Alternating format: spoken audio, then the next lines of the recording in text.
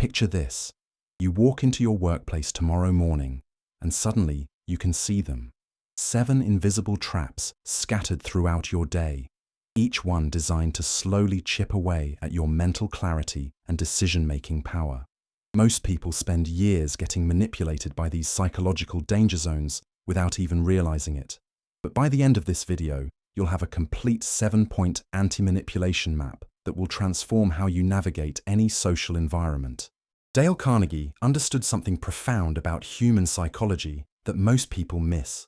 He discovered that our environment doesn't just influence our behavior, it actually rewires our thinking patterns. The spaces we occupy, the conversations we engage in, and the social dynamics we allow ourselves to be part of literally shape who we become. But here's what Carnegie couldn't have predicted in his era. The modern world has weaponized these insights, creating psychological danger zones that exploit our natural social instincts. Think about your typical day. You're moving through various environments, interacting with different people, processing countless social signals. What you don't realize is that certain patterns within these interactions are specifically designed to make you more compliant, more reactive, and less able to think independently. These aren't obvious manipulation tactics that you'd recognize immediately. They're subtle psychological environments that gradually erode your mental sovereignty. Carnegie taught us that people's behavior changes dramatically based on their social context. A confident person becomes insecure in one environment, while a normally hesitant person becomes bold in another. But what happens when someone deliberately creates environments designed to trigger specific psychological responses? What happens when your workplace, your social groups, or even your family dynamics contain these hidden influence patterns?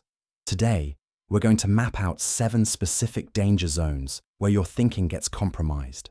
More importantly, I'm going to show you exactly how to neutralize each one within 48 hours using practical counter-strategies that work in real-world situations. The first danger zone is what I call the cheap public praise environment. This happens when someone consistently praises you in front of others, but the praise feels hollow, generic, or strategically timed. Here's why this is psychologically dangerous.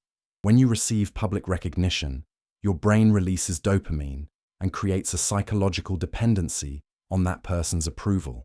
But cheap praise is designed to create this dependency without actually valuing your contributions. You'll recognize this pattern when someone says things like, "John always does such great work in meetings," but never provides specific feedback or genuine recognition in private conversations. Or when a manager publicly celebrates your achievements, but consistently undermines your ideas when it's just the two of you. The praise feels good in the moment, but it's creating a psychological leash. The manipulation works because public praise triggers our fundamental need for social acceptance, while simultaneously making us crave more validation from the same source. Over time, you start modifying your behavior to earn more of these hollow compliments, gradually giving away your autonomy without realizing it. The second danger zone involves public criticism disguised as feedback. This is when someone criticizes your work, ideas, or character in front of others under the pretense of helping you improve. The psychological damage here is immediate and long-lasting. Public criticism activates your threat response system, flooding your brain with stress hormones that impair logical thinking and decision-making. But here's the insidious part. The person delivering the criticism often frames it as being helpful or transparent. They might say something like, "I think we should address this openly so everyone can learn." What's really happening is they're using social pressure to make you more compliant and less likely to challenge their authority in the future. The most dangerous version of this happens when the criticism is paired with a small compliment, creating what psychologists call a double bind. For example, "Sarah, you're clearly talented, but you need to work on not being so defensive when people question your ideas."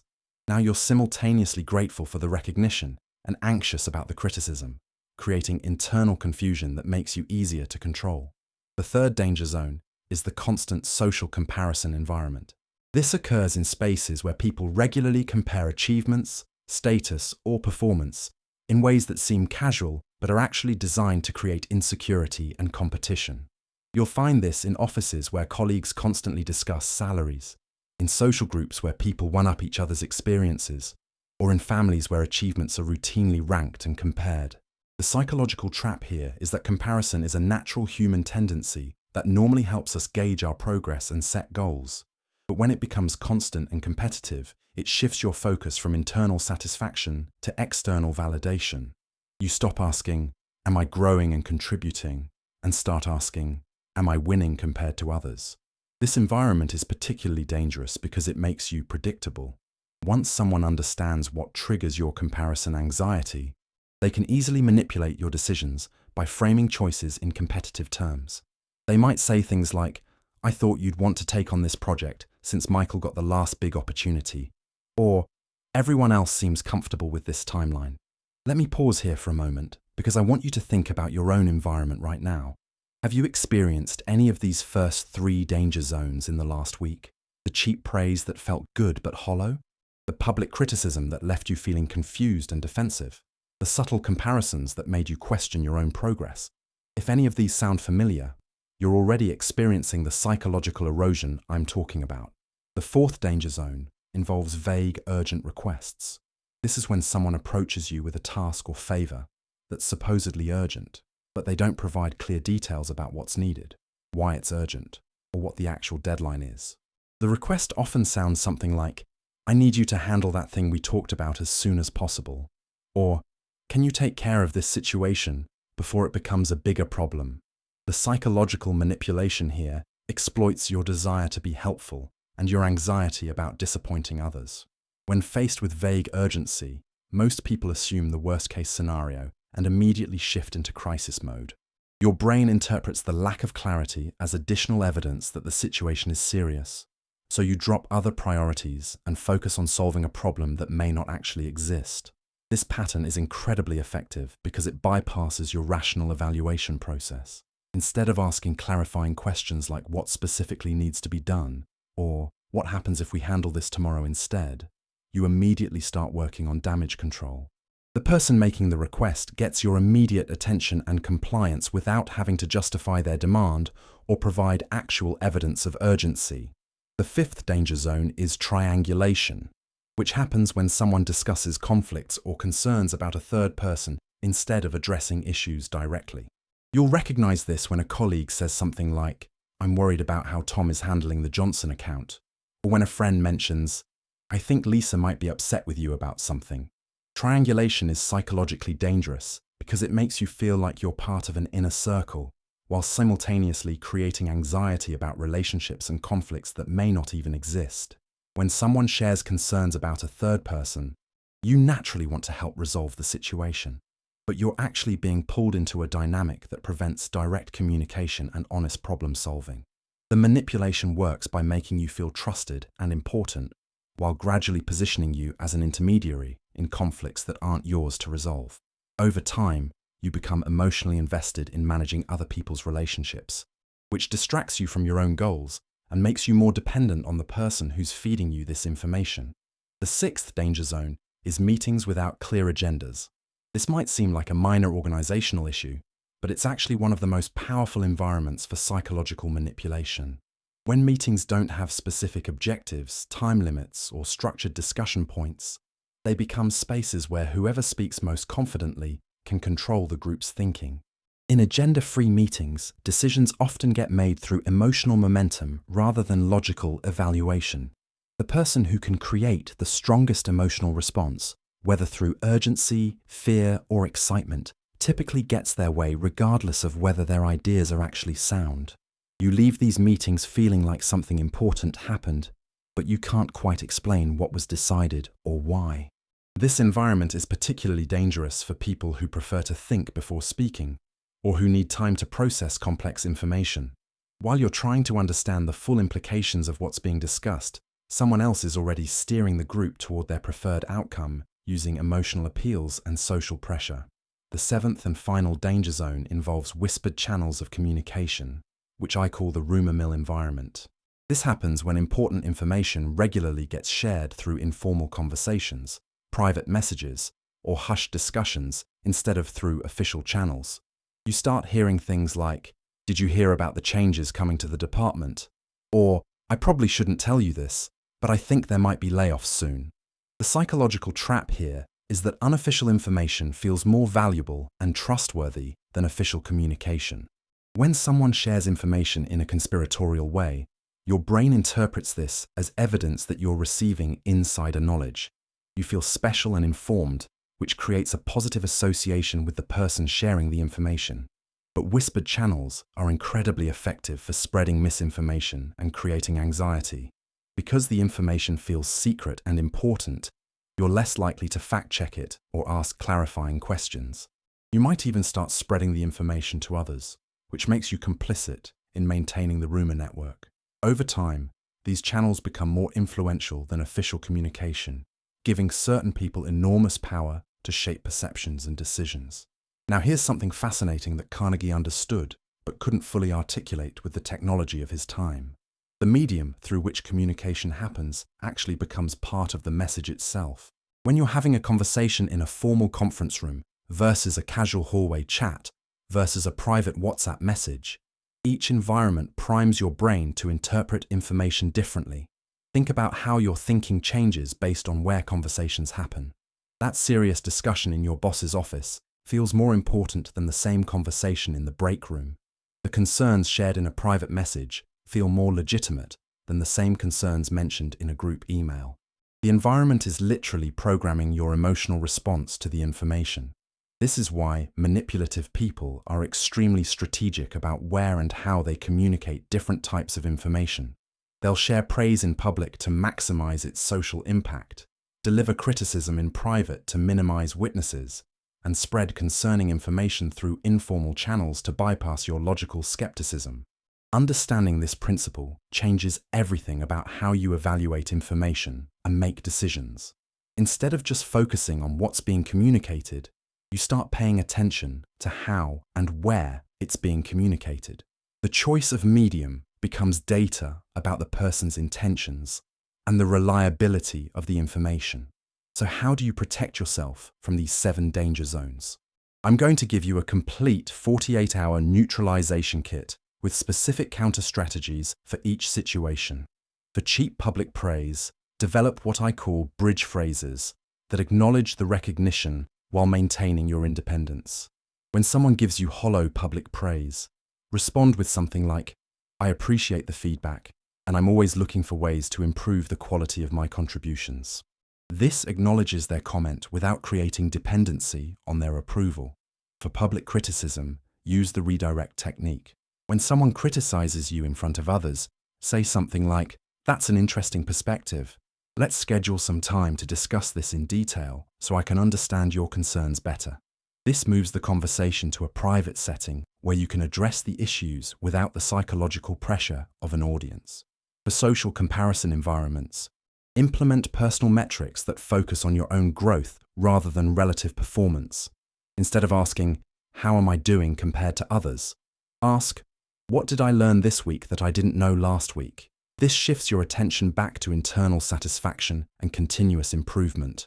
For vague, urgent requests, use the clarification framework. Before agreeing to help, ask 3 specific questions. What exactly needs to be accomplished? What's the actual deadline and why? What happens if we handle this differently or at a different time? These questions force the other person to justify their request and give you the information you need to make a rational decision. For triangulation, establish direct communication boundaries. When someone wants to discuss concerns about a third person, say something like, "It sounds like this is something that would be better addressed directly with Tom. Would it be helpful if I facilitated that conversation?" This prevents you from becoming an intermediary while still offering genuine support.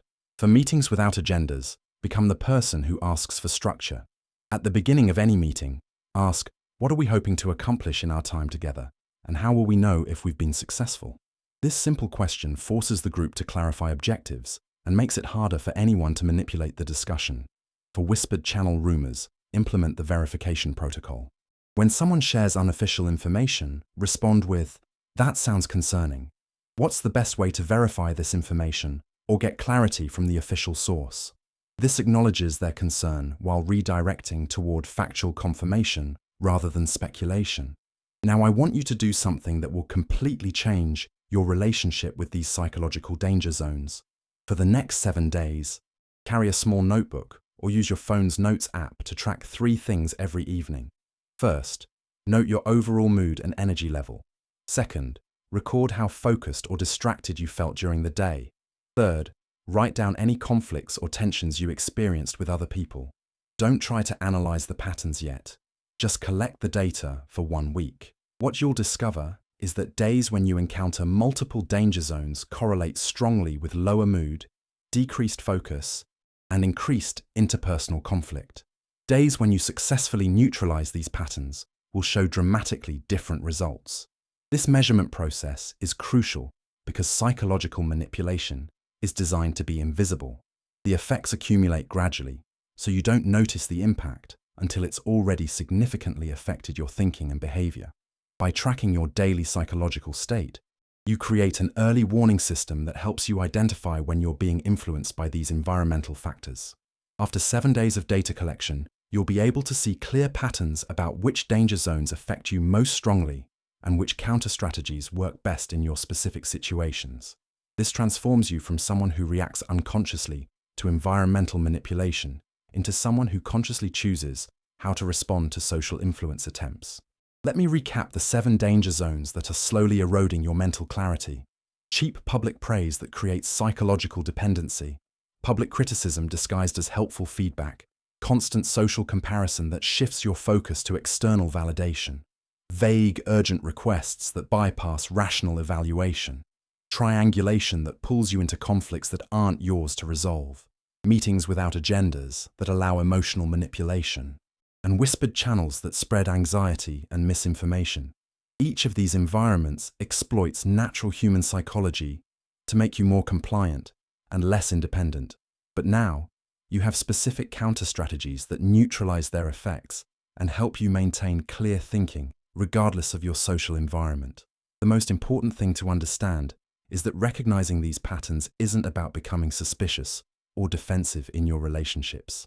It's about developing the psychological awareness to distinguish between genuine social connection and subtle manipulation.